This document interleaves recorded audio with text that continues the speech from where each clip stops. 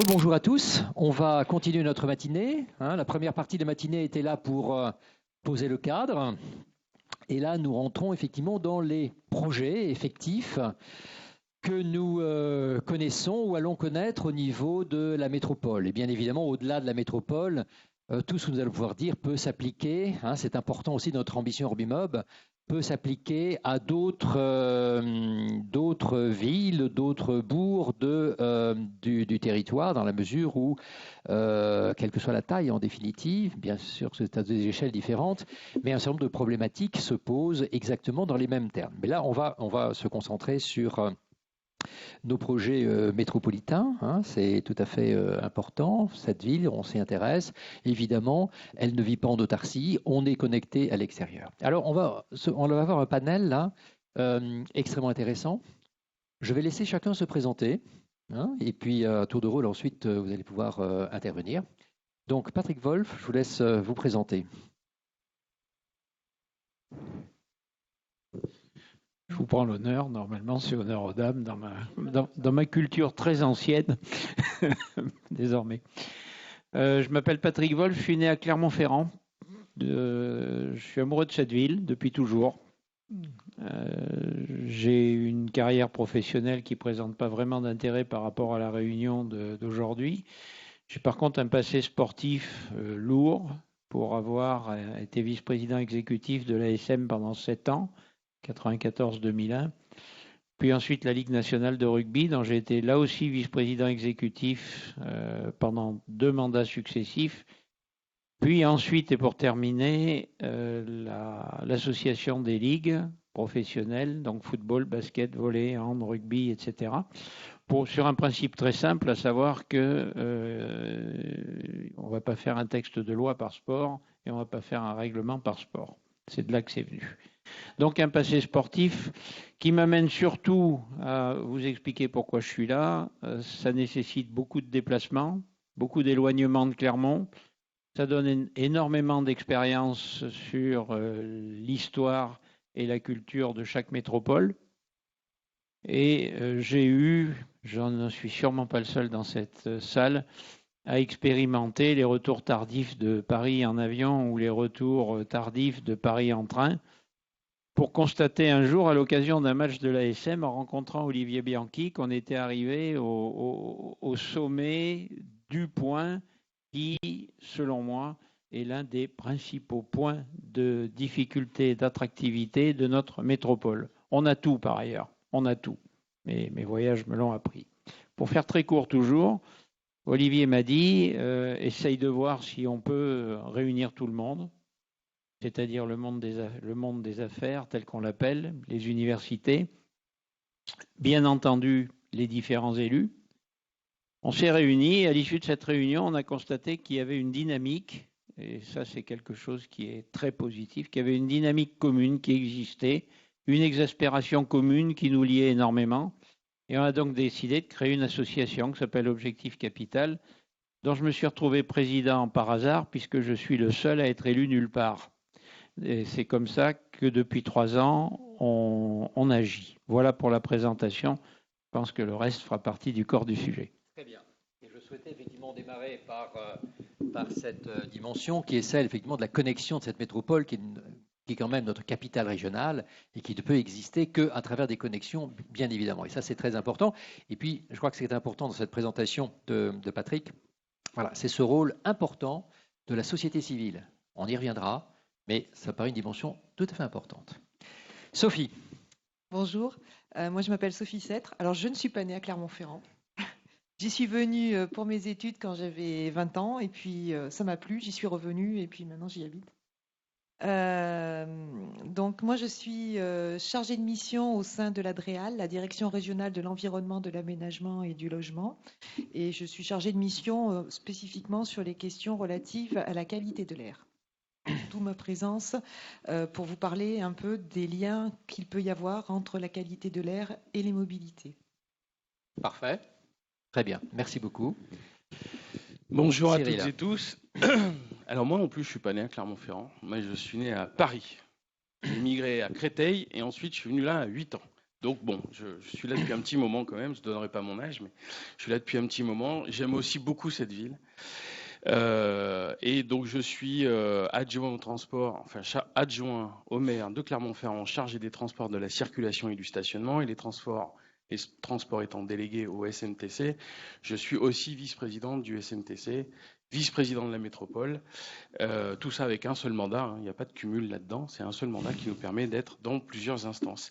Et je suis donc chargé de vous présenter aujourd'hui la question des projets métropolitains de transport qui sont liés à la ville de Clermont, au SMTC et à la métropole. Voilà, merci beaucoup. Et donc Sébastien. Oui, bonjour. Donc Sébastien Rey, chargé d'études sur les questions de mobilité à l'agence d'urbanisme. Alors moi, je suis un néo-clermontois d'il y a 20 ans.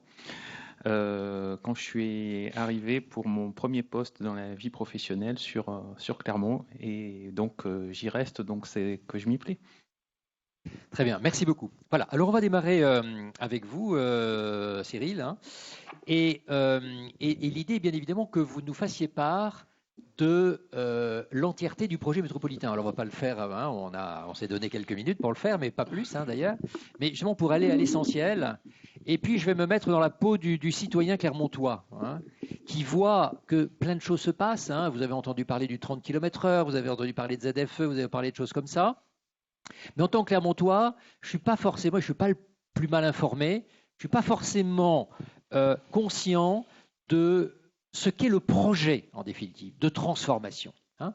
Alors, je dirais que cette lacune, elle va être comblée ce matin, puisque Cyril va nous expliquer tout ça en détail, et on va essayer de rentrer justement dans cette démarche de cohérence qui doit faire en sorte que, au final, tous les citoyens se sentent portés vers la réussite d'un plan, qui est un plan de transformation, dont on attend évidemment, non pas des contraintes ou que des contraintes, mais aussi beaucoup de bénéfices.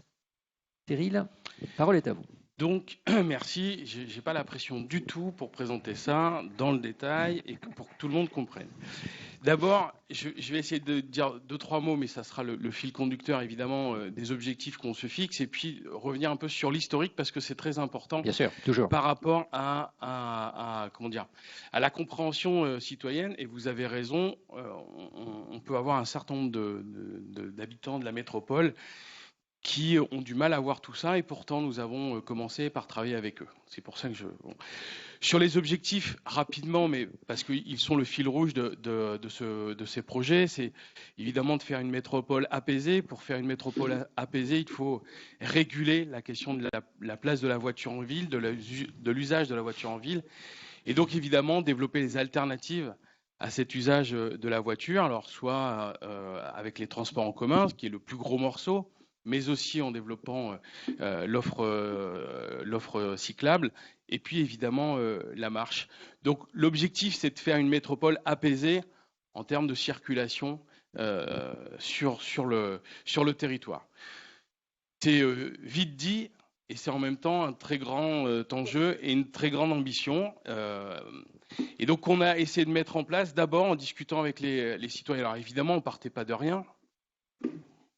On a normalement, voilà, les rencontres citoyennes de la mobilité. Évidemment, on ne partait pas de rien, heureusement, mais on a voulu, avec le président maire Olivier Bianchi en 2014, avoir une grande concertation sur la question des mobilités, avec plein de questions sur la logistique urbaine, sur évidemment le transport en commun, sur le développement du vélo, sur la marche, sur le plan de circulation et de stationnement.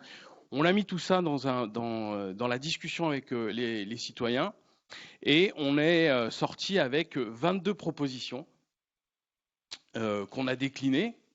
Certaines ont déjà été mises en place et d'autres qui sont en cours, et d'autres qu'on finalisera ensuite avec évidemment le projet plus important, mais j'y reviendrai, sur Inspire et la restructuration du réseau avec les lignes B et C.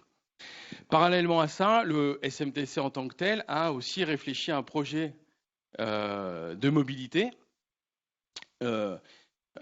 pour essayer de prendre en compte tous les types de mobilité et toutes les implications que la mobilité a sur le territoire et sur les citoyens. Et donc on a développé ça sur plusieurs thématiques. Est-ce qu'on peut changer de diapo ? Ah non, là c'est sur le PDU. Bon.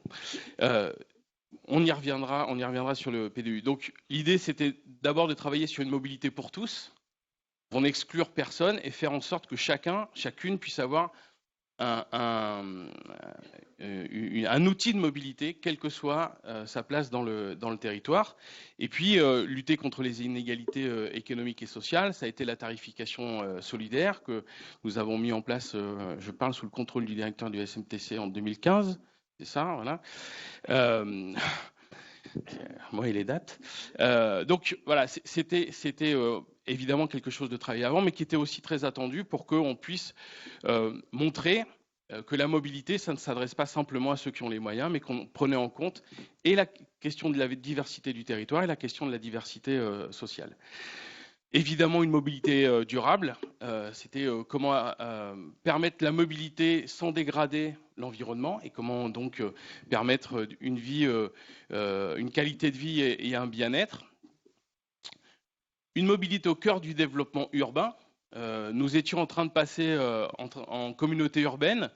La métropole se profilait et donc il fallait mettre ce développement métropolitain au cœur de l'enjeu de mobilité ou de mettre le cœur de la mobilité au centre du développement urbain, en tout cas de faire les deux.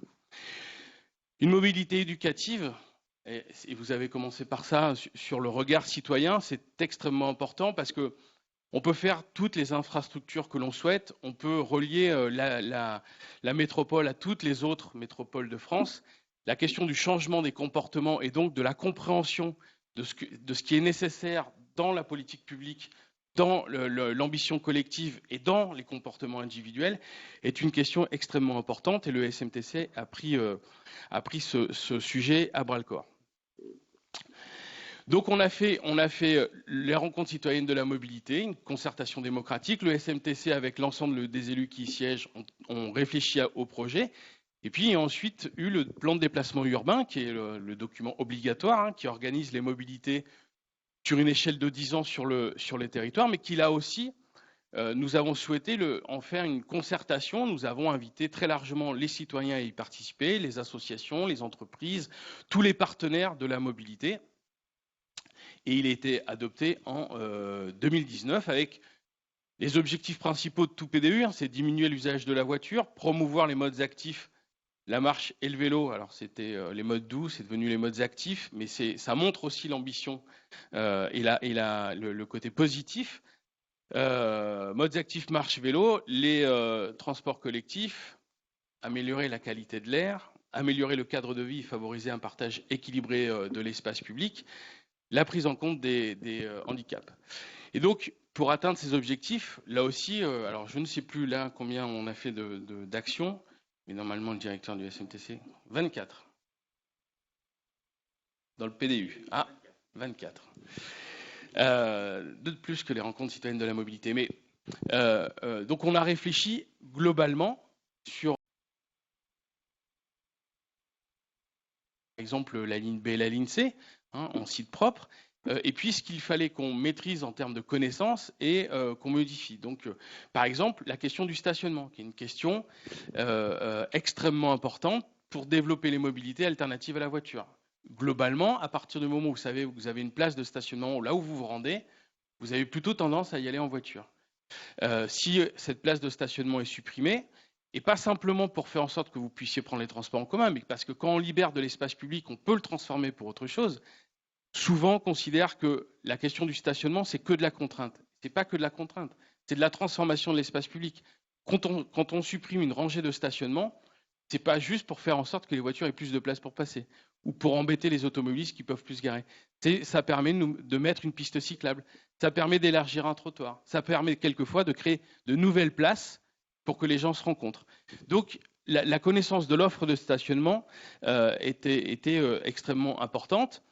La révision, ce qu'on a appelé la révision du schéma de voirie, qui est en fait le plan de circulation et de stationnement, et on l'a appelé schéma de voirie justement parce que quand on parle de plan de circulation, on a plutôt tendance à imaginer qu'on va faire en sorte que les voitures roulent mieux, plus vite, ou en tout cas de façon plus fluide, alors que ce n'est pas forcément l'objectif, que l'objectif c'est d'abord les transports en commun, les piétons et les cyclistes.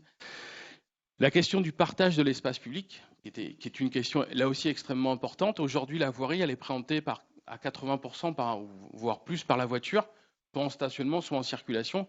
Et donc, il faut aller partager cet espace public et faire plus de place aux autres mobilités. L'un des axes forts de la politique de la métropole et du PDU, c'est le développement de l'offre cyclable. Nous avons voté, avant même le PDU, et le PDU a intégré ça, un schéma de développement cyclable. Donc nous l'avons voté en 18, 19 ? Non, le schéma cyclable 2018, c'est ça. Et le PDU en 2019. Et en 2018, on l'a voté pour 10 ans. Et au début de ce mandat, on a dit il faut qu'on le réalise dans le mandat. Donc on a la volonté de la métropole a été d'accélérer.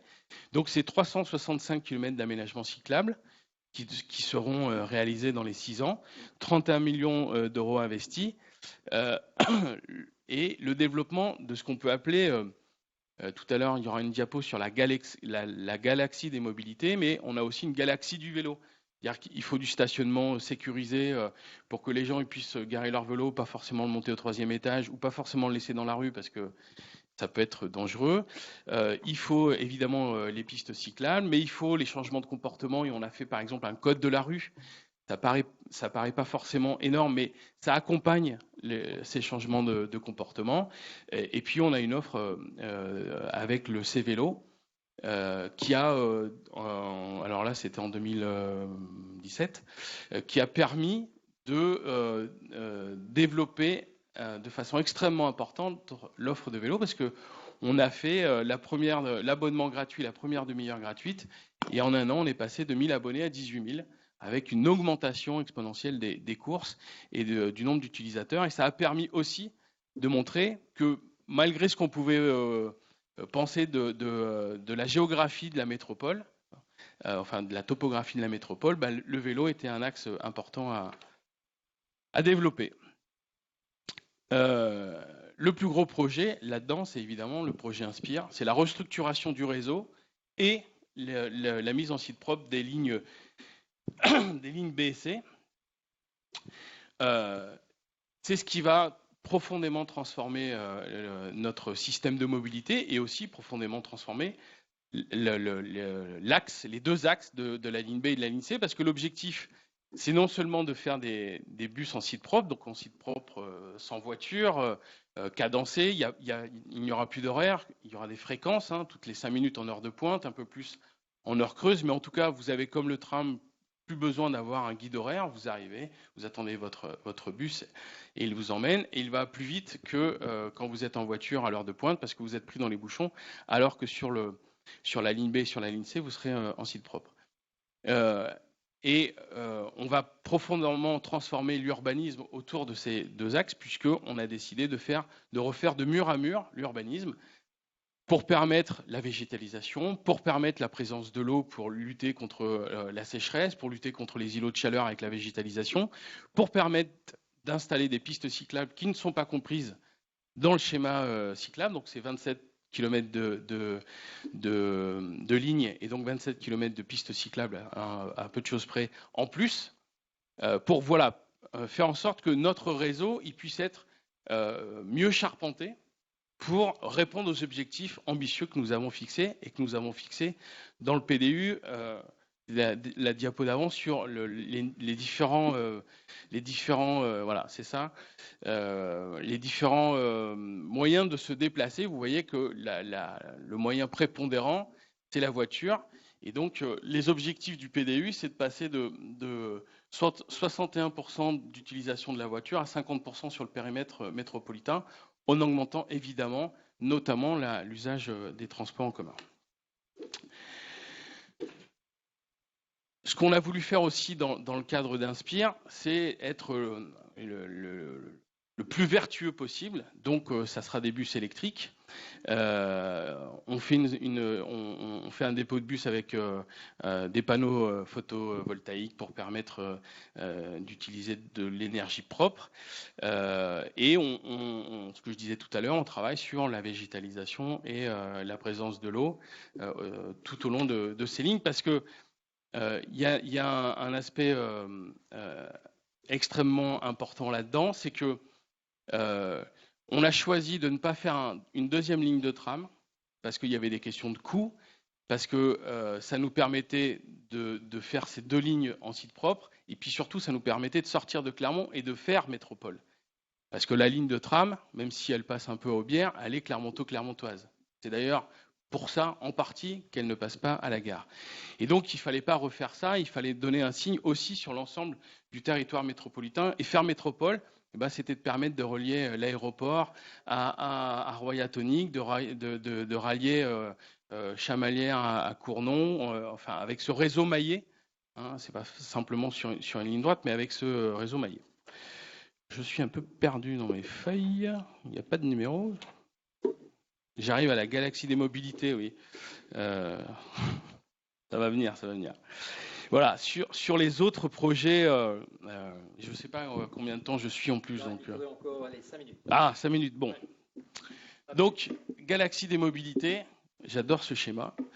C'est beau, hein, c'est vachement chouette. Je trouve ça super chouette. Juste pour dire que, évidemment, donc là, j'ai décliné les différents projets, et pas forcément tous, notamment sur les axes de développement du plan de déplacement urbain, mais que tout ça s'inscrit dans un vaste ensemble où il y a le passage de la ville de Clermont à 30 km/h, par exemple, avec l'ambition qu'on puisse aller du côté de la métropole, là aussi, sur la métropole à 30, Grenoble, enfin la métropole de Grenoble a fait ça. Nous, on l'a proposé aux élections municipales de Clermont. Ça n'a pas été proposé dans d'autres villes, même si d'autres villes sont intéressées, et regardent aujourd'hui attentivement ce qui va se passer chez nous pour voir s'ils vont poursuivre. Mais là aussi, on est dans cette volonté d'apaisement de la circulation, d'attention aux autres, et notamment aux plus faibles, c'est-à-dire les piétons et les cyclistes. Et puis, avec,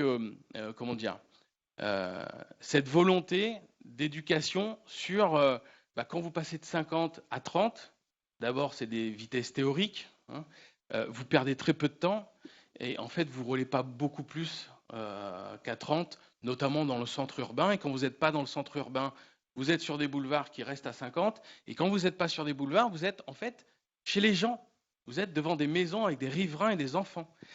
Et pourquoi on a pris cette mesure? Parce qu'avec le maire Olivier Bianchi, on a fait des réunions de bilan de mandat pendant 6 ans, où pendant 6 ans, c'est les gens qui nous disaient « ça roule trop vite à Clermont, ça roule trop vite ». Et quelquefois, c'est pas que ça roulait trop vite, c'est-à-dire que c'était pas au-dessus de 50, c'est que pour la configuration des lieux, pour l'usage de l'espace public qu'il y avait avec des enfants, etc., 50, c'était déjà trop. Donc on a décidé de réduire, alors sauf que quelques axes, mais on passe à 80% environ de la ville qui va être à 30. C'est aussi la piétonisation du centre-ville. Alors, on avait un centre-ville plus ou moins piéton, c'est-à-dire qu'au fur et à mesure des années, des tolérances, etc., on se garait un peu quand même le soir, le matin.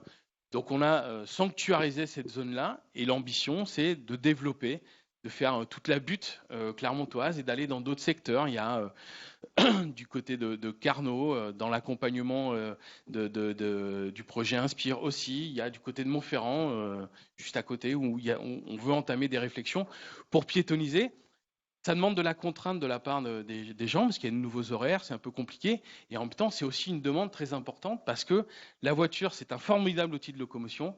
C'est aussi un formidable outil de congestion, c'est aussi un formidable outil de pollution, et c'est aussi un formidable danger quand c'est mal maîtrisé.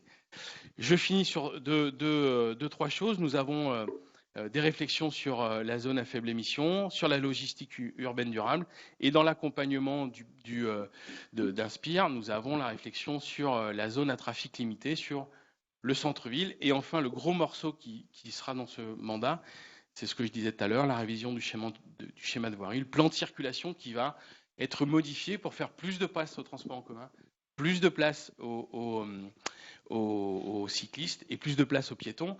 Et pour le coup, pour en revenir au début de votre présentation, sur la question citoyenne, moi je fais des déplacements réguliers, je finis là-dessus, dans la ville. Systématiquement, on me dit que ça roule vite ici, mais que là-bas, il faudrait quand même améliorer parce que quand je m'en vais, je voudrais rouler plus vite qu'ici. Et en fait, c'est toute la contradiction qu'on a et qu'on va avoir sur le plan de circulation. Tout le monde est d'accord pour faire en sorte que les vélos ils aient les pistes cyclables, mais quand même pas devant chez moi. Merci. Merci beaucoup. Voilà. Donc effectivement, beaucoup de choses qui sont en cours. Je crois que c'est important de les avoir en tête. Alors, j'avais exprimé tout ça en début de matinée pour essayer de montrer justement ce qui se passe au niveau international, quelle est la gradation des choses. Je pense que Orbimob est là pour essayer d'apporter son soutien à toutes ces initiatives et à faire en sorte qu'on accélère. Il est évident que quand on regarde, je disais d'une façon générale en France, on n'est pas très en avance par rapport à ce qu'on peut observer dans des pays qui ont pris plus rapidement un certain nombre d'initiatives. Mais je pense qu'on a tout un ensemble de choses en cours dont il faut malgré tout, me semble-t-il, tenter de donner peut-être plus clairement à la fois deux choses, parce que votre exposé est tout à fait clair, mais quelle est la géographie de chacune des initiatives, ZFE, zone 30, qu'est-ce qui se passe dans la logistique? Parce que les gens n'ont pas ça en tête, et moi je ne les ai pas, et avoir effectivement cet agenda en tête. Je me souviens très bien de la première présentation, j'avais été invité par Sybille Mazuel à la présentation justement qui faisait suite au code de la rue et la présentation du PDU, etc. Et c'est là où elle avait présenté le plan passé à 4% de part modale en 2030. Et ma première réaction avait de dire, enfin, là on est complètement hors jeu, quoi. Donc ça sera 2030, ça sera 2006, si j'ai bien compris. Il y a une accélération, 2026, pardon. Donc ça c'est quand même très intéressant. Mais il y a des choses qui peuvent aller effectivement assez vite dès lors qu'on partage collectivement cet objectif. Donc je pense que un des objectifs d'Orbimob, c'est de faire en sorte qu'à travers une éducation, déjà, des enjeux, des solutions, à travers finalement de l'information, on arrive à créer cette dynamique citoyenne positive, de façon à ce que les dogmatismes ne soient pas là, mais qu'au contraire, on aille bien dans la réalisation et la réponse aux citoyens. Cyril, un grand merci. Alors, tout ça va nous amener en particulier à avoir une ville dépolluée, et donc c'est Sophie qui est la grande prêtresse de l'affaire, avec son PPA. Donc elle va nous expliquer ça. Bonjour. Dans le temps qu'on a dit. Oui, voilà. Peut-être même plus court. Tant mieux, très bien. Alors tout d'abord, je voudrais faire un petit rappel sur la qualité de l'air localement, mais en diaporama, je ne vais pas pouvoir. D'accord. Pardon. En tout cas, c'est vrai que le schéma sur la galaxie est magnifique, donc on va essayer de l'utiliser. Alors moi, mes diaporamas sont beaucoup moins beaux. Je vous prie de m'en excuser grave, au préalable. Je n'ai pas ce talent en termes de qualité de présentation. J'espère que le contenu, lui, vous satisfera. Donc oui, je voulais déjà commencer par faire un rappel un petit peu. Alors, je ne me rends pas compte des connaissances de l'auditoire en la matière de qualité de l'air. Mais avant de parler du PPA, donc qui est le plan de protection de l'atmosphère, je voulais faire quelques petits rappels sur la qualité de l'air. Déjà, quand on parle de pollution de l'air, on ne parle pas du changement climatique. Le changement climatique, ce sont les gaz à effet de serre. On connaît tous le CO2, bien sûr, il y a le méthane, il y a la vapeur d'eau, il y a plein de gaz qui contribuent au changement climatique et au réchauffement climatique en particulier. Mais ce n'est pas ça que l'on vise lorsqu'on parle pollution de l'air, parce que le CO2, le méthane, etc., ne sont pas des gaz qui ont des impacts sanitaires. Lorsqu'on parle de pollution de l'air, on va parler de particules. Alors, Madame Duclos, qui a commencé ce matin, vous en a parlé un petit peu, notamment avec des chiffres assez effarants qui donne un peu le tournis à Pékin et à New Delhi. Alors, je vous rassure, à Clermont-Ferrand, on n'en est pas du tout là, et heureusement, parce que sinon, je crois que je serais déjà partie. Donc oui, on parle... On va parler surtout principalement, parce que je ne veux pas vous perdre dans la technique de la pollution de l'air, mais on va parler principalement de particules fines et d'oxyde d'azote. Et également un petit peu d'ozone si vous le voulez bien. Là j'ai fait du plagiat, mais je cite ma source, c'est Atmo Auvergne-Rhône-Alpes. Tout d'abord, qui surveille la qualité de l'air et comment on sait que c'est pollué? En France, il y a des associations agréées par l'État pour réaliser cette surveillance de la qualité de l'air. En l'occurrence, chez nous, c'est Atmo Auvergne-Rhône-Alpes qui a cette charge. Alors, pour faire cette surveillance, ils ont plusieurs moyens à leur disposition, notamment de la métrologie réglementaire. Alors, vous avez, alors ça c'est pas très très visible malheureusement à l'écran, mais vous avez l'ensemble des stations qui sont déployées sur le département du Puy-de-Dôme, très majoritairement. Alors, vous ne voyez pas, mais alors, très majoritairement, c'est sur l'agglomération clermontoise que sont déployées ces stations de mesure permanentes. Et puis, on en a quelques-unes qui permettent d'avoir une idée en zone rurale comment ça se passe pour pouvoir justement comprendre l'influence des activités urbaines sur la qualité de l'air. Et puis, on a également, là, aux Ancises, mais je crois qu'elle n'existe plus, une station, mais qui est représentative de l'activité industrielle. Et puis, on a une station en haut du Puy-de-Dôme, notamment pour la question d'ozone. Alors, toutes ces stations ne mesurent pas tous les polluants. Il y en a certaines qui font l'ozone, d'autres les particules fines, d'autres les oxydes d'azote et d'autres qui font les trois.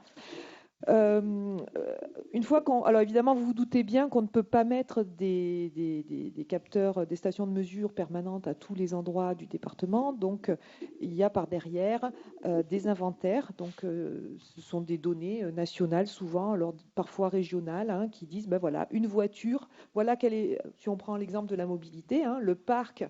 Le parc de véhicules dans le département du Puy-de-Dôme, il est constitué de tel type de véhicules. Donc, on a la motorisation, on a l'année de construction du véhicule, ce qui permet, avec les normes Euro 2, 3, 4, etc., de savoir exactement quelles sont les émissions par type de véhicule. Ensuite, avec les enquêtes déplacement ménage dont on nous a parlé tout à l'heure, on a des informations sur le nombre de kilomètres parcourus. Tous ces inventaires, alors il y a la même chose pour le secteur industriel, pour le secteur agricole, pour les émissions des logements, etc. Tous ces inventaires, donc ce qu'on appelle le cadastre des émissions, avec des outils de modélisation particulièrement complexes, permettent de déterminer à une échelle relativement fine, de l'ordre, je crois que la maille est de 10 mètres sur 10 mètres, la qualité de l'air en temps réel. Voilà. Donc il n'y a pas un capteur à chaque maille de 10 mètres sur 10 mètres. C'est bien de la modélisation qui permet d'avoir, après, il y a des facteurs de correction, et ça permet en temps réel d'avoir une image sur la qualité de l'air. Une bonne nouvelle, parce que Patrick a dit qu'il fallait positiver, donc positivons. La qualité de l'air ne cesse de s'améliorer en France et dans la région et à Clermont-Ferrand. Sauf sur un point, c'est l'ozone. Alors, c'est un peu un cas particulier. Alors, l'ozone a une chimie très complexe. Je ne vais pas rentrer dans les détails, sinon on n'est pas sorti. Je vais me faire fâcher. L'ozone est un polluant secondaire, donc il n'est pas émis directement par les activités humaines. Il se nourrit, on va dire, quelque part des oxydes d'azote qu'on va voir après, et puis des composés organiques volatiles. Et donc, sous l'action des conditions météorologiques, de l'ensoleillement, etc., de la température, ça nous fait de l'ozone qui, lorsqu'il est dans la stratosphère, est très bénéfique pour notre santé, puisque c'est la fameuse couche d'ozone qui nous protège des rayons ultraviolets, mais qui, lorsqu'il est dans la troposphère et qui est respiré, est très nocif, puisque c'est un oxydant puissant, et donc ça oxyde de nos poumons. Donc oui, alors c'est l'exception, l'ozone a tendance à augmenter, et notamment quand on est en altitude. Donc sur la question de l'ozone, on respire plus mal en haut de la chaîne des Puys qu'à Clermont-Ferrand. Exception faite de l'ozone, dont l'augmentation est notamment liée au changement climatique, puisqu'il y a de plus en plus des températures élevées et de rayonnement solaire, donc ça favorise sa production. Outre ça, on voit que sur les oxydes d'azote, on a une dégringolade depuis 2007 qui est tout à fait satisfaisante, mais encore insuffisante. Également sur les particules fines, donc vous avez à la fois en rouge là, les particules fines de diamètre 10 microns, et puis les PM, qu'on appelle les PM10, et puis en dessous les PM2,5 qui sont les plus nocives. On a également une chute. Donc le lien avec la mobilité, c'est que les oxydes d'azote sont très largement d'origine routière. très majoritairement, c'est à 70% sur la métropole clermontoise, le transport terrestre qui est à l'origine de ces oxydes d'azote. On avait jusqu'en 2017 un contentieux, puisque vous voyez que la limite réglementaire qui est à 40 était dépassée très largement. Donc contentieux, on en est, semble-t-il, sorti depuis 2017. Ça reste à voir, il faut un certain laps de temps pour pouvoir sortir. Néanmoins, ces chiffres, ce sont des données à des stations fixes. On a toujours des populations qui restent exposées à des seuils supérieurs aux seuils réglementaires, notamment en 2019, on avait à peu près 1 millier de Clermontois habitant le long des voies routières, puisque c'est un polluant qui se disperse relativement peu, qui reste assez proche des voiries routières. Donc on avait à peu près 1 millier de Clermontois qui étaient exposés à des seuils supérieurs aux seuils réglementaires, qui correspond aussi aux seuils sanitaires. Là, voilà, vous avez une synthèse annuelle pour l'année 2020. Et donc, se détache très large, enfin, se détache en jaune, hein, vous voyez, oui, si vous arrivez à voir. Donc, ça, c'est une donnée Atmo, hein, donc c'est pour les oxydes d'azote. Et on voit en fait que ce sont tous les tracés routiers, hein, le long desquels s'accumule ce polluant. Alors, la preuve que ce sont des transports terrestres qui sont majoritairement à l'origine, c'est que en 2020, en raison du confinement qui a occasionné une baisse du trafic routier entre 25 et 70%, on a eu 0 Clermontois exposés à des seuils supérieurs aux seuils réglementaires pour l'année 2020. D'où l'intérêt de travailler sur les mobilités. Donc, rapidement, je vais vous parler du plan de protection de l'atmosphère. Le plan de protection de l'atmosphère, c'est un outil réglementaire qui est à la charge de l'État, mais qui s'appuie très largement sur les initiatives des acteurs locaux, notamment, en l'occurrence, ce qui nous concerne, sur les initiatives de Clermont-Auvergne Métropole. Cet outil, c'est un outil qui a pour objectif de fédérer des acteurs d'un territoire autour d'un enjeu commun et puis de faire naître des synergies.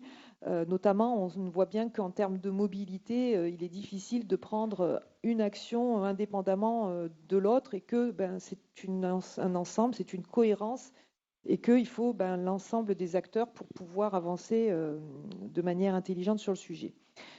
Donc ce PPA, il a aussi pour but d'augmenter l'ambition des actions et pouvoir aller plus loin et plus vite sur l'amélioration de la qualité de l'air. Et puis son ambition, c'est également de faire connaître les enjeux qualité de l'air qui sont, il me semble, relativement peu connus de nos concitoyens. En tout cas, sur l'agglomération clermontoise, je n'ai jamais trop entendu parler de ce problème-là. Alors encore une fois, il faut relativiser, hein. On est tout de même mieux loti que l'agglomération de Grenoble ou l'agglomération lyonnaise en matière de qualité d'air, mais quoi qu'il en soit, des progrès sont encore à faire parce qu'on peut s'améliorer. Donc le PPA, il est structuré avec un plan d'action qui recense l'ensemble des actions du territoire qui vont avoir une action favorable à la qualité de l'air et il est construit en 4 grands secteurs. Le secteur donc, de la mobilité, le secteur du résidentiel, puisque sur les particules fines, alors si les oxydes d'azote sont majoritairement liés à la mobilité, les particules sont liées majoritairement au chauffage au bois individuel peu performant. Le deuxième poste, c'est quand même la mobilité, à la fois par les émissions au pot d'échappement. Donc là, on peut agir dessus par les changements de motorisation, mais il y a toujours une part sur laquelle il est difficile d'agir avec la motorisation. C'est tout ce qui est lié à l'abrasion, puisqu'on a on a à peu près, je crois, 1/3 des particules qui sont émises par l'usure de l'infrastructure, enfin l'usure de la route, le frottement pneumatique route, et puis plaquettes de frein, enfin freinage. C'est les 3 grands postes principaux. Les objectifs du plan, donc oui, ce que je ne vous ai pas dit, il faut peut-être que je commence par là, c'est que ce plan de protection de l'atmosphère, il existe depuis 2008 sur l'agglomération clermontoise et en 2019, si je me souviens bien, il a été acté de sa mise en révision puisque c'est un plan qui est réalisé pour 5 années et puis au bout de 5 années, on en fait l'évaluation et on détermine s'il est nécessaire soit de continuer tel quel, soit d'accentuer un petit peu les objectifs. et de le mettre en révision. Donc là, l'enjeu s'étant élargi au sujet ozone, au sujet particules dont on parlait assez peu avant, puisqu'il y avait cette histoire de contentieux sur les oxydes d'azote, donc on était très focalisé là-dessus. Il a été décidé de le mettre en révision et actuellement, il y a toute une phase de réécriture du PPA qui devrait être approuvée au milieu de l'année 2022. Donc ce PPA pour les actions mobilité, pour tout ce qui est secteur mobilité, en fait, se nourrit très largement de toutes les actions qui ont été listées dans le PDU. On parlait tout à l'heure de 24 actions. Alors, elles ne sont pas toutes reprises dans le PPA, puisque seules celles qui ont vraiment un impact majeur sur la qualité de l'air en sont reprises. Mais voilà, globalement, le volet mobilité du PPA se calque sur toutes ces actions dont on vient de parler. Il y a deux natures d'objectifs sur le plan de protection de l'atmosphère. Ce sont des objectifs en émission, donc réduire ce qui est émis, et puis des objectifs en concentration. Donc là, on est plus sur un impact sanitaire. Martine Duclos déjà nous a parlé ce matin des impacts sanitaires liés aux bénéfices des mobilités actives. Et ben voilà, là aussi, on agit pour améliorer les concentrations auxquelles sont soumises nos concitoyens, sachant que toute baisse est bénéfique. C'est un peu dans le même sens que ce qu'elle disait, toute augmentation de l'activité physique va être bénéfique. Et bien là, toute baisse de la concentration en polluants va être bénéfique. Juste quelques valeurs. Elle vous parlait ce matin de 122 microgrammes par mètre cube à Bombay, non, c'est New Delhi. Voilà, sur les PM10, sur les PM2,5, l'objectif du PPA serait qu'on descende en dessous de 10 microgrammes par mètre cube partout.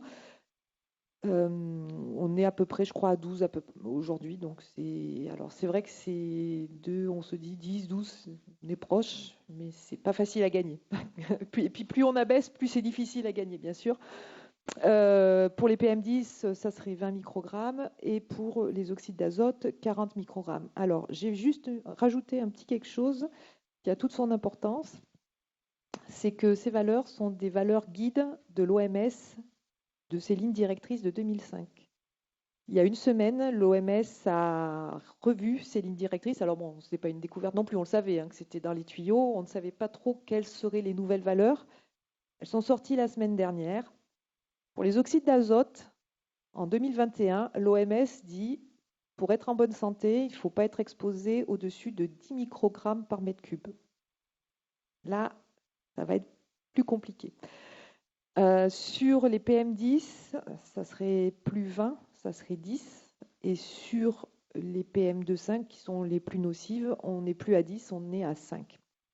Le PPA, je pense, n'ira pas jusque dans cette ambition des lignes directrices 2021 de l'OMS, qui sont extrêmement ambitieuses. Mais déjà, on va s'attacher à respecter celles de 2005. Et puis, la réglementation va sûrement aussi évoluer et abaisser les valeurs réglementaires. Et donc, l'effort reste encore à faire. Les objectifs du PPA seront-ils atteints, ceux qu'on s'est déjà fixés? C'est une bonne question, je me la pose moi-même et tout le monde peut se la poser. Donc, Atmo, dont je vous ai parlé en début, réalisera une simulation des améliorations quantitatives lorsque le plan sera figé avec la liste des actions clairement définie. Et puis, on aura également une évaluation environnementale de ce PPA. Parce que l'idée, c'est qu'on favorise les co-bénéfices, que ce soit pour la biodiversité, pour la qualité de l'eau, pour la qualité des paysages, et par contre qu'on soit en alerte sur les côtés négatifs que cela pourrait induire, par exemple le report de trafic qui ne serait pas voulu. Mais là-dessus, je pense que d'autres acteurs que moi pourraient parler mieux de ces sujets-là. Tout n'est pas évaluable évidemment dans un plan comme ça, puisqu'il y a beaucoup. Je voudrais juste terminer sur le fait que beaucoup d'actions dépendent de l'adhésion des citoyens et que sans cette adhésion-là, mais je crois que ça a déjà été évoqué par plein d'autres participants ce matin, sans l'adhésion pleine et entière des citoyens qui croient, qui voient un bénéfice, malheureusement, ça restera un peu lettre morte. Voilà. C'est l'objectif d'Henri Bob, que chacun adhère. J'ai peut-être été plus longue que prévu. Oui, c'est ce que j'allais dire. Bon, mais j'ai pas voulu, comme vous étiez plus la seule yeux. femme du panel, je me suis dit, voilà, on va rétablir un peu la parité des temps de parole. Mais enfin, merci, c'est important, ce sujet est vraiment clé, même si Martine nous a un peu rassurés sur ce matin sur le fait que malgré l'existence d'une pollution certaine, il fallait marcher, il fallait faire du vélo et ne pas forcément en avoir peur, le bénéfice étant plus grand. Mais enfin, on est quand même à des niveaux de pollution qui restent élevés, globalement, il faut se le dire, et on peut. Et compte tenu de tout ce qui est engagé, je crois qu'il y a plein de choses positives, Cyril l'a indiqué, hein, mais il faut également qu'on soit très très conscient que les deux choses qui peuvent nous faire également accélérer dans cette amélioration, c'est clairement le développement du cyclable dans la ville. Donc il y a vraiment un effort à faire. Il ne suffit pas de faire des pistes, il faut qu'elles soient utilisées. C'est fondamental. Et puis n'oublions pas, il reste quand même une cinquantaine de part modale des véhicules automobiles ou choses comme ça. Et donc le passage à l'électrique est très important à pousser. Je crois que c'est très important, que ce soit d'électrique pur ou d'hybride rechargeable, etc. Mais pour qu'en zone urbaine, il y ait véritablement des kilomètres motorisés qui se fassent en mode électrique. Bien. Alors, on a un petit peu le contexte général de ce qui se fait, l'impact sur la pollution. Avec Sébastien, on va regarder maintenant, en quelques minutes, là on va essayer de rattraper un tout petit peu, mais cette perspective du changement énergétique qui est derrière.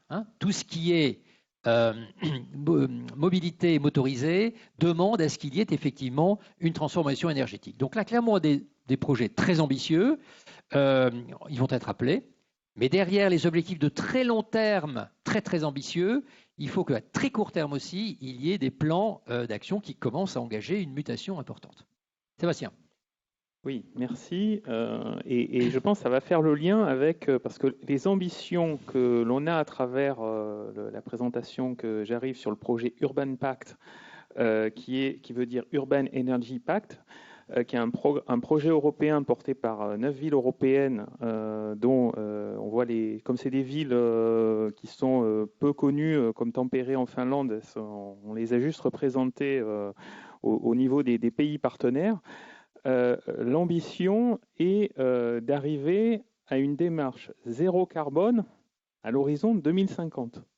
Donc je pense que ça va rassurer ma voisine, se dire que là, le problème de 10 microgrammes des objectifs de l'OMS ne va plus être un problème. Par contre, alors c'est un Urban Energy Pact sur l'ensemble des composantes des consommations énergétiques que l'on a, donc que ce soit pour le résidentiel, les transports, l'agriculture, l'industrie. Là où ça va être quand même le plus dur, c'est dans le domaine des mobilités. Parce que je rappelle, 95% de la mobilité dépend du pétrole. Et le pétrole, je sache, il n'est pas neutre, et puis on n'en a pas en local, quoi. Voilà. Donc la métropole est engagée dans un projet en partenariat avec 9 autres villes qui est très ambitieux sur la réduction des consommations d'énergie, à la fois et que cette énergie restante soit aussi une énergie locale. C'est le deuxième point, et donc c'est ce que met en évidence ce petit schéma. Alors c'est un projet qui est porté par Clermont-Auvergne Métropole. Donc ce matin, je viens vous présenter un aspect qui est sur l'aspect mobilité, sur lequel ils nous ont demandé qu'on les accompagne à animer un certain nombre d'ateliers, et je viens présenter cette démarche. Mais il y a une démarche plus globale. Alors je ne sais pas si, je me retourne vers Patrick, si les services de la métropole font une présentation sur la démarche globale. Il y aura d'autres jours. Voilà. Et donc là, l'idée que présente ce schéma, c'est de dire que à l'échelle du territoire, arriver à un pacte où la production d'énergie serve à la consommation locale, quel que soit le type d'activité, y compris les transports, dont, je le rappelle, aujourd'hui on dépend quasiment que du pétrole.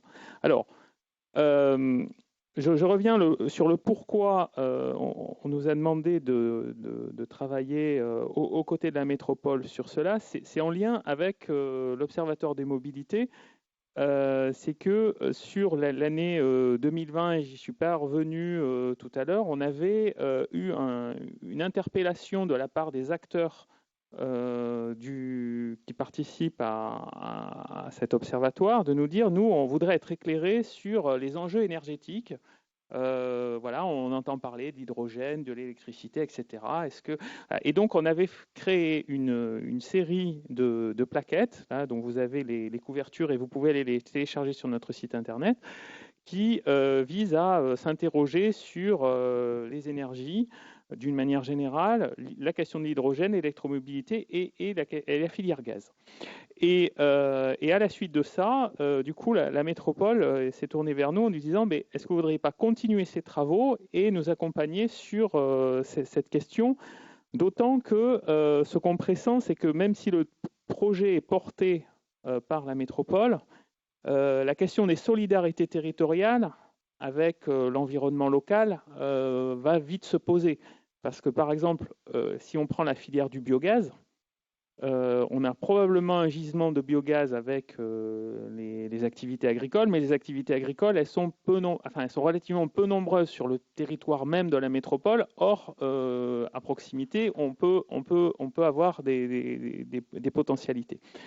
Donc du coup, notre aspect aussi que l'Observatoire est un lieu un peu transterritorial qui dépasse la seule limite de la métropole était un atout pour travailler autour de ça.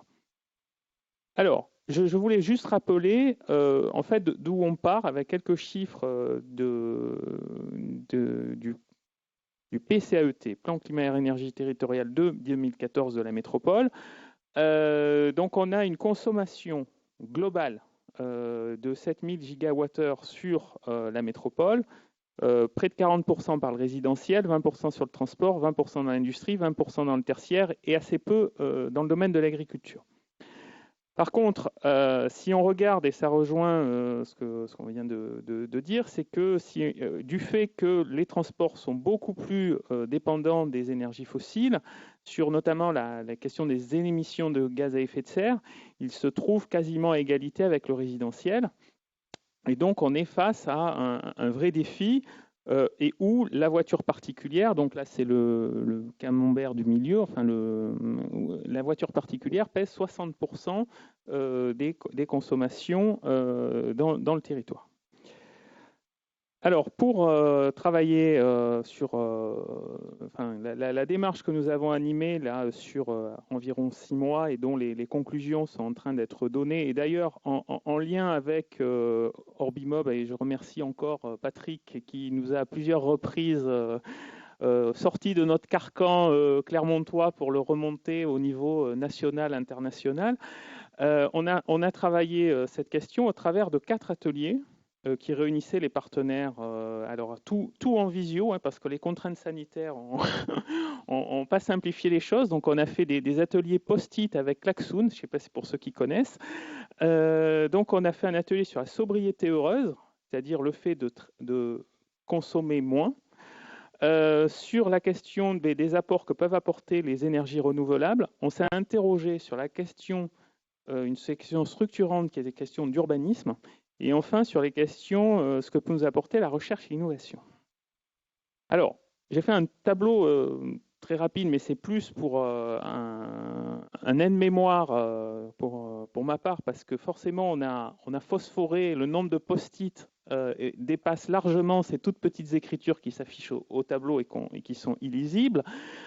Sur la question de la sobriété heureuse, ce qu'on s'est posé, c'est que la question, c'est de se déplacer de manière plus sobre. Et pour se déplacer de manière plus sobre, il y a un levier, c'est déjà... on a plus senti que le levier, c'était plus se déplacer autrement qu'en voiture que changer la voiture. Voilà. Et du coup, effectivement, on part sur les préceptes qu'on connaît, développer les transports en collectif, le vélo, le covoiturage, la marche à pied, etc. Mais qu'il ne s'agit pas que de développer les services, on part sur la mobilité éducative que tu évoquais, Cyril, c'est qu'il faut sensibiliser, éduquer à se déplacer autrement. Et donc, on a évoqué dans nos travaux le fait d'avoir une sorte d'application qui nous suivrait et qui nous dirait, voilà, tu viens de te déplacer comme ça, tu as dépensé tant, tu as commandé du Amazon ou du Uber Eats, ok, toi tu t'es pas déplacé, mais ça compte quand même dans le compteur, quoi. Et pour dans un premier temps, peut-être d'être dans la responsabilité, mais peut-être que à un horizon 2050, c'est entre guillemets un droit à polluer, un droit à. Et puis, si pour mes vacances j'ai dû aller à l'autre bout du monde et que j'ai pris l'avion, après, derrière, il va falloir que je fasse beaucoup de vélo et beaucoup de marche pour compenser mon affaire. Voilà. Il y avait des aspects là, il y avait des aspects sur la pédagogie et la sensibilisation, notamment en lien avec la zone à faible émission qu'on a évoquée. Sur, par exemple, auprès des entreprises, les sensibiliser, alors ça c'est à très court terme, pour sensibiliser à la question du forfait mobilité. Je ne sais pas si vous connaissez dans la salle le forfait mobilité. Alors ce qui existe aujourd'hui et qui est très connu, c'est le remboursement de 50% par l'employeur de l'abonnement au transport collectif. Et l'idée du forfait mobilité qui est arrivée par la loi d'orientation des mobilités, c'est que ceux qui viennent en covoiturage, en vélo, peut-être qu'il y a d'autres services qui sont éligibles, mais on va dire c'est principalement ceux-là, puissent avoir une compensation qui soit un peu l'équivalent de la prise en charge à moitié du transport collectif par les employeurs. Et cette démarche, elle est pour l'instant, elle est volontaire et elle est très peu connue et donc pas mise en place. Donc ça, c'est quelque chose de très concret. C'est quelque part une carotte pour se déplacer autrement et faire autrement. Et je crois qu'on peut aller jusqu'à une aide de 400 € à l'année. Autre question, c'est, OK, il y a les transports de personnes, mais il y a aussi l'aspect marchandises. Donc la logistique urbaine, ça va être un vrai sujet. Et donc, alors bien sûr, on est parti sur des post-it très, je dirais, tarte à la crème. Il faut optimiser les tournées de camions, etc. Alors les transporteurs, ils vous disent, mais nous, on optimise déjà, etc.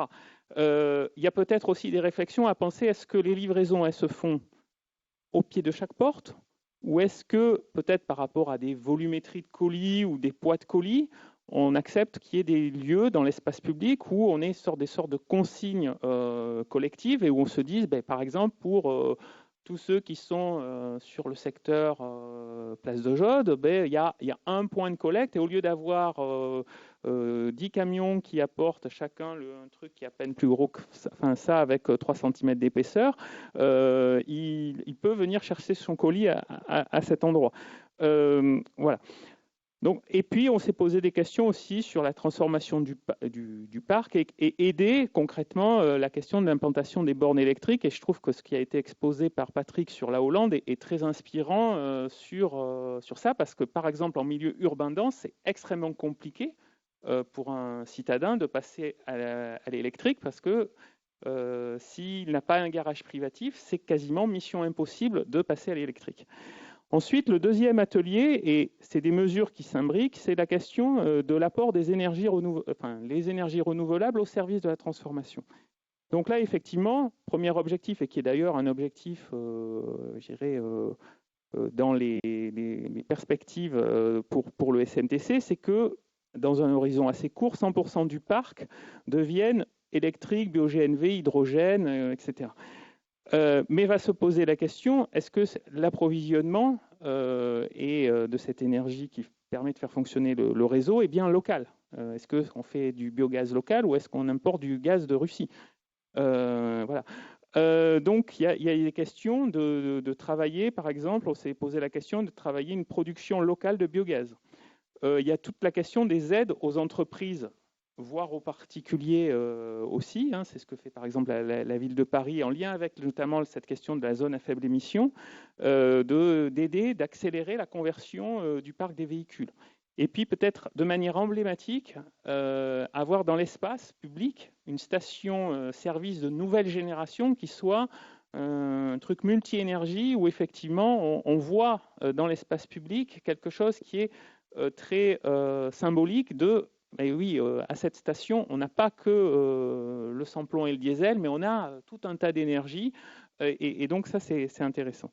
Et puis, troisième atelier, l'urbanisme. Et là, l'urbanisme, ça interroge sur la façon dont on a construit la ville depuis la sortie de la guerre et qui s'est fait surtout dans les années 70-80 à contre-courant de ce qu'on cherche à faire aujourd'hui et qui, du coup, nous crée une dépendance à la voiture et il faut renverser cette tendance. Et donc on s'est surtout interrogé par rapport au tissu commercial, mais ça peut aussi toucher d'autres services de proximité, qu'il faut retrouver une certaine proximité pour un certain nombre d'activités. Donc ça veut dire une certaine mixité des quartiers et pas avoir des quartiers exclusivement résidentiels, notamment dans les banlieues pavillonnaires, mais qu'il faut qu'il y ait une certaine mixité.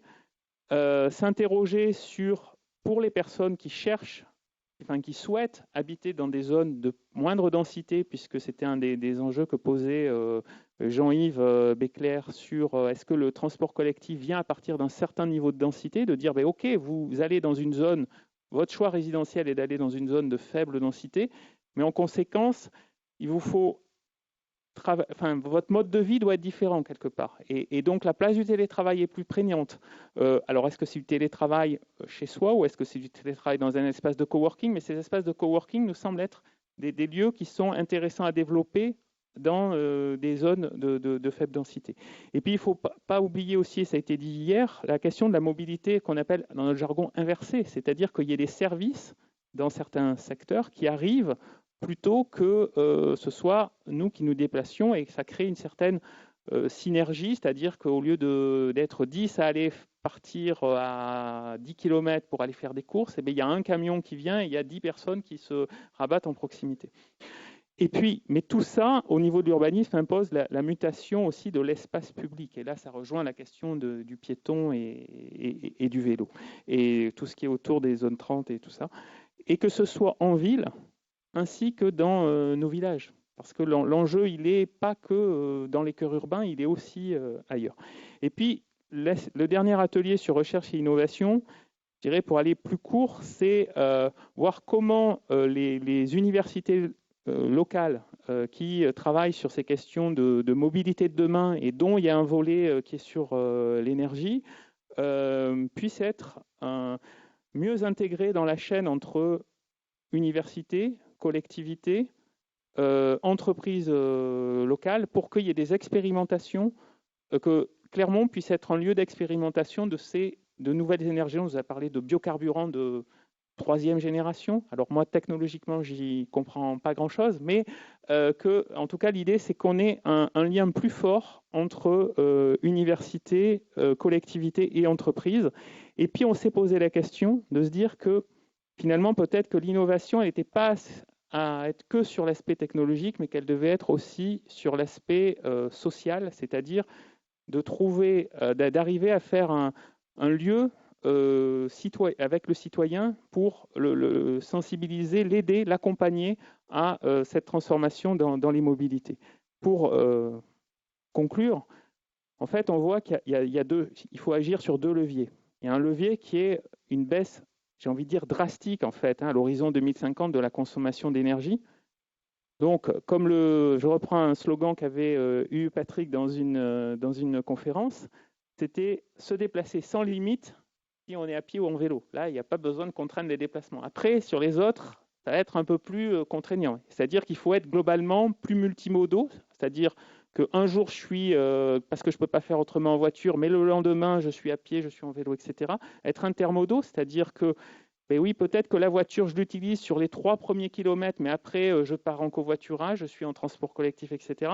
Il faut être éduqué à ces enjeux et à être sensibilisé à ces modifications, à trouver des réponses. C'est ce qu'on appelle dans notre jargon le management de la mobilité. Et puis, il y a la question énergétique. Donc, il y a un besoin de conversion, effectivement, et étudier les meilleures, j'ai envie de dire, les meilleures solutions au regard des potentialités de production locale. Alors, en électrique, qu'est-ce qu'on sera capable de faire avec des champs de panneaux solaires, le biogaz, les carburants de 3e génération, etc. Et l'idée qui est ressortie, c'était d'une part d'agir avec pragmatisme, c'est-à-dire que dès un horizon 2025-2030, il faut avoir enclenché des changements qui, si possible, se superposent avec des changements pour le plus long terme, pour arriver effectivement à cette neutralité carbone. Je vous remercie. Merci beaucoup.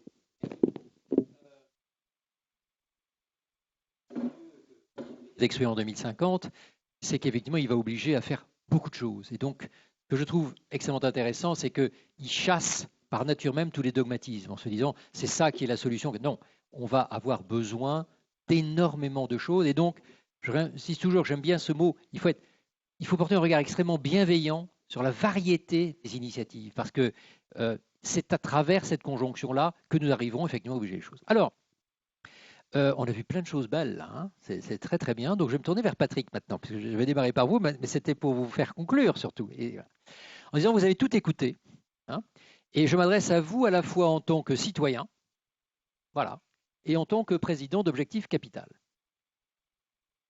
Cette ville, elle existe, on est en train d'essayer de l'améliorer fortement. Bien évidemment, les gens qui y vivent beaucoup sur la ville, mais sont aussi beaucoup amenés à se déplacer. Hein, on évoque beaucoup le dynamisme économique qui est absolument vital. Dynamisme économique veut dire qu'effectivement, on soit beaucoup axé sur des villes importantes autour de chez nous, donc Lyon, Paris, d'autres capitales, etc. Donc ça, c'est un vrai objectif, cette ouverture de la ville, hein, et cette facilité des citoyens à se déplacer vers l'extérieur.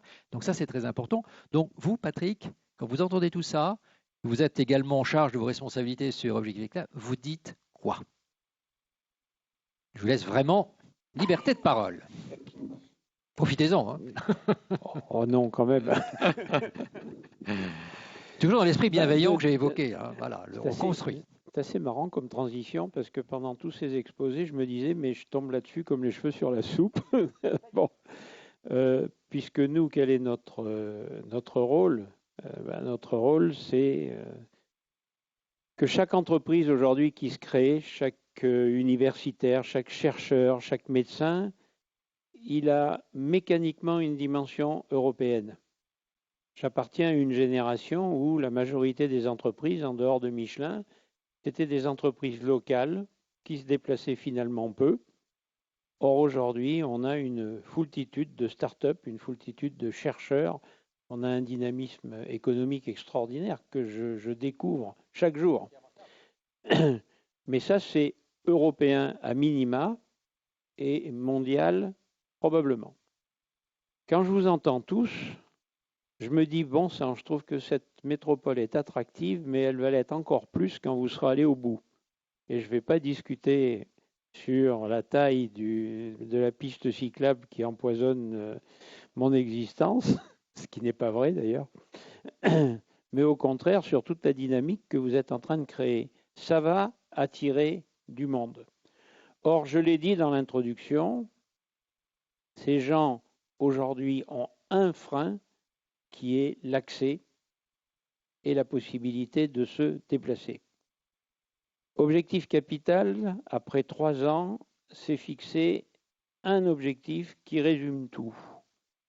Pouvoir aller dans n'importe quelle place en Europe dans la journée et rentrer chez soi le soir, même si c'est tard. Quand vous regardez nos principaux concurrents, quand vous regardez les principales villes censées être des pôles économiques majeurs, ils sont tous dans cette situation-là. Et donc l'idée, c'est d'arriver à ça. Et puis on va commencer très modestement, et on a commencé très modestement, c'est-à-dire de ramener le ferroviaire au niveau où il était il y a 20 ans. À la fin 2023, les premières rames vont arriver, j'en ai vu les prototypes. Je pense qu'ils feront l'unanimité. On est sur un niveau de service qui est au moins égal à celui du TGV. Mais on n'aura fait que rattraper le retard et on n'aura fait que d'avoir enfin entretenu les voies. Ça, fin 2024, c'est acté. Est-ce que c'est suffisant? Est-ce qu'il faut réclamer une demi-heure de plus? Nous pensons que oui, c'est-à-dire que l'objectif de 2h30 est un objectif qui permettrait de clore une bonne fois pour toutes un dossier qui nous a tous empoisonné l'existence et qui est d'ailleurs assez peu compatible avec ce que vous décrivez, c'était ce fameux TGV. Ce dossier, une fois clos, et le train à 2h30 de Paris, je pense qu'il y aura eu du chemin et du chemin considérable de fait. Pourquoi l'avion? L'avion, c'est parce que c'est le mécanisme de développement lointain, de proximité. Il nous faut un minimum sur Paris. Orly s'est rétabli et Air France est en train de réussir, à mes yeux, sa mutation. Mais l'essentiel pour nous, c'est que vous obteniez un niveau de qualité de service qui fasse qu'un voyage en train à Paris ne devienne plus une aventure, qu'un retour de Paris, quand on est bien fatigué, ne se termine pas à 2 heures du matin quelque part entre Moulins et Saint-Quaise. Et ça, croyez-moi, c'est du travail au quotidien. Il n'est pas trop spectaculaire, mais comme j'aime souvent le dire, il y a 2 animaux utiles sur Terre, les termites et les rhinocéros. Le tout, c'est de les faire intervenir à bon escient. Donc cette liaison, Air France a fait des progrès considérables. On n'est pas aujourd'hui sur une démarche qui consiste à demander la multiplication des lignes. Par contre, la compagnie qui s'installe et qui va démarrer est une compagnie qui peut nous offrir ce qui va devenir une priorité, c'est-à-dire les transversales. Première transversale, on appartient à la région Auvergne-Rhône-Alpes. Cette région Auvergne-Rhône-Alpes a pour capitale Lyon.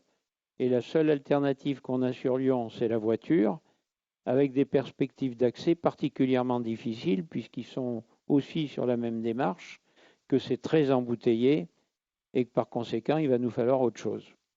La piste du ferroviaire, elle n'est pas gagnée, montant des investissements considérables pour un rendement qui n'est pas évident, et une multiplicité de problèmes sur Lyon, notamment de taille des gares et d'accès possible, notamment de connexion entre la gare de Lyon, celle de Lyon, pas la gare de Lyon, la célèbre, et l'aéroport de Saint-Exupéry. Dossier très difficile qui va nécessiter probablement pas mal de temps. Par contre, il y a d'autres solutions qui sont des solutions alternatives sur lesquelles il faut qu'on réfléchisse, parce qu'encore une fois, le but ultime, dans une métropole qui aura été aménagée et adaptée à la modernité, et où les gens vont avoir envie de venir, et de plus en plus, qu'on puisse, dans le cadre de son travail, ne pas être pénalisé comme on l'est aujourd'hui. Et puis, c'est aussi mon métier, je sais que c'est des choses dont on n'aime pas toujours parler, il y a un aspect commercial.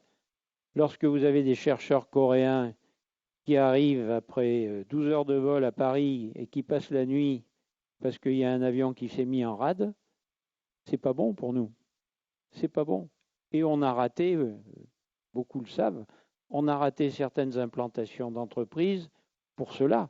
Et qu'on a aujourd'hui des entreprises qui envisagent de se délocaliser si nous n'arrivons pas à conserver un service de transport vers l'extérieur décent.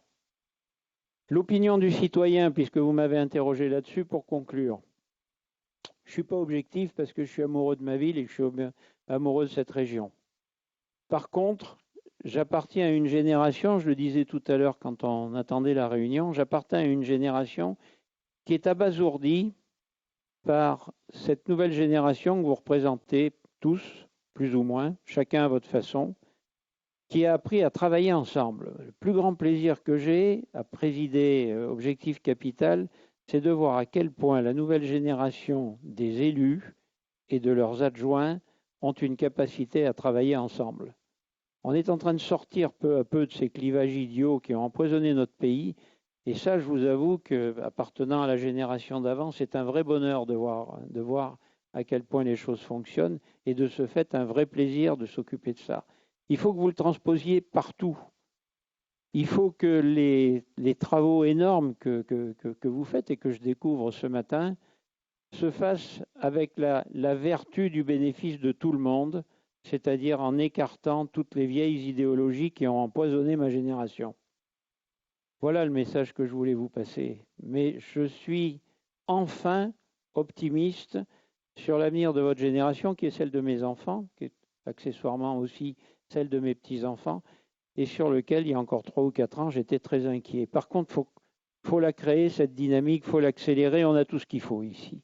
Voilà le message du citoyen ancien. Tout à fait, mais c'est l'expérience, et donc c'est ça qui est important.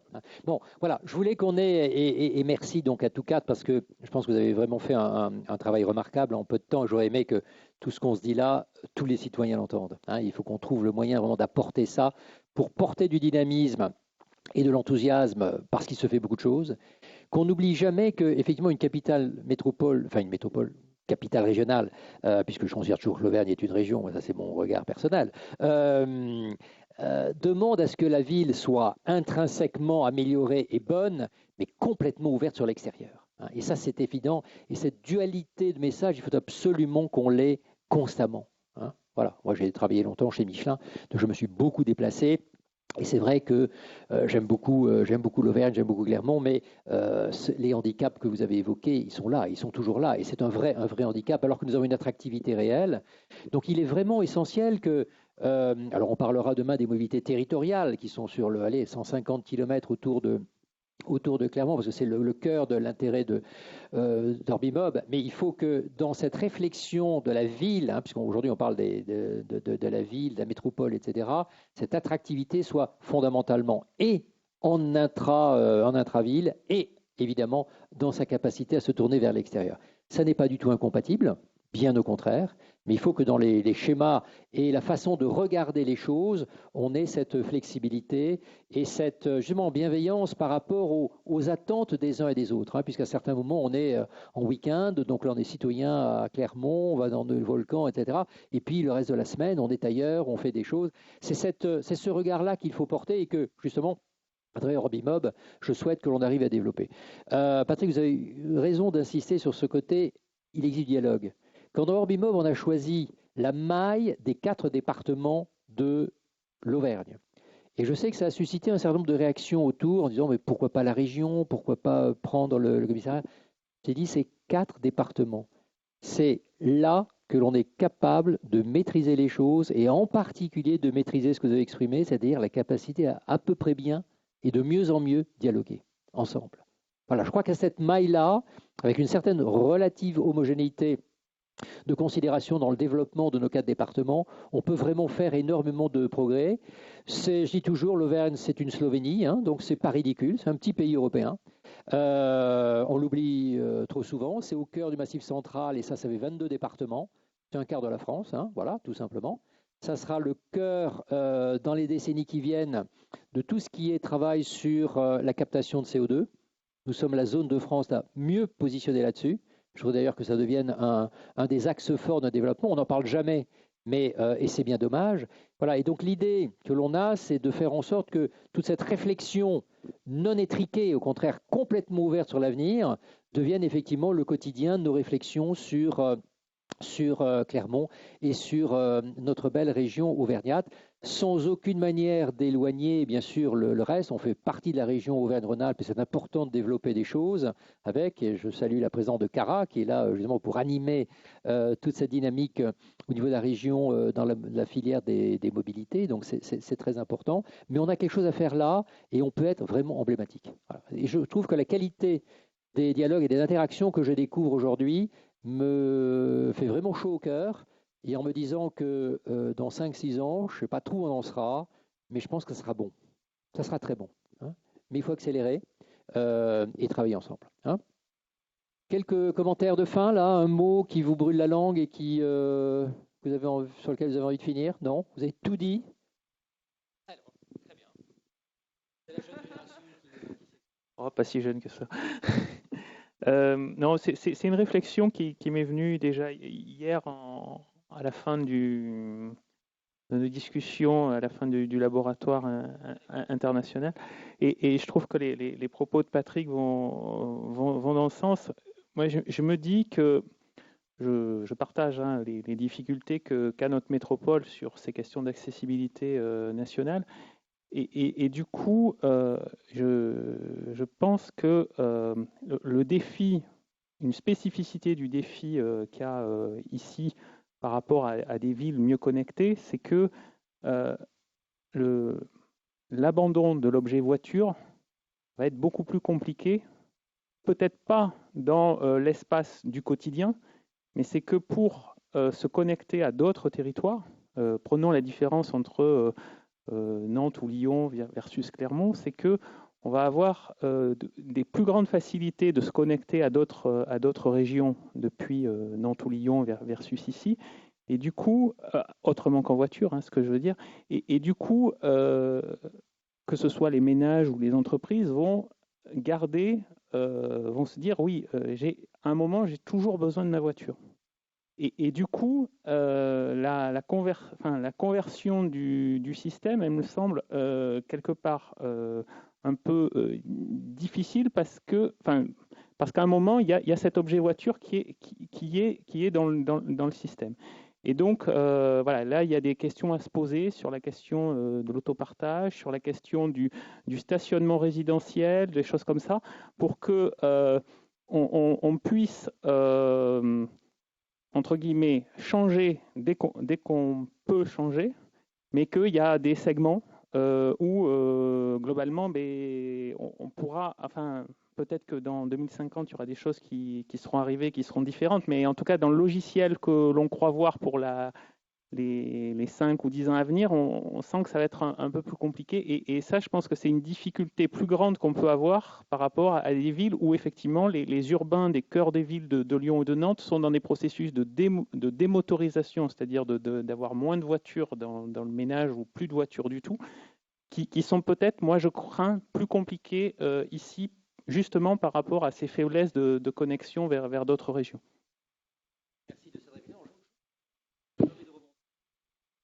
Parce que on est justement, et c'est tout l'intérêt d'Ormimob, hein, c'est de dire que les mobilités qu'il faut regarder au niveau mondial, elles sont très très bien représentées par les mobilités que nous avons dans notre région. D'accord ?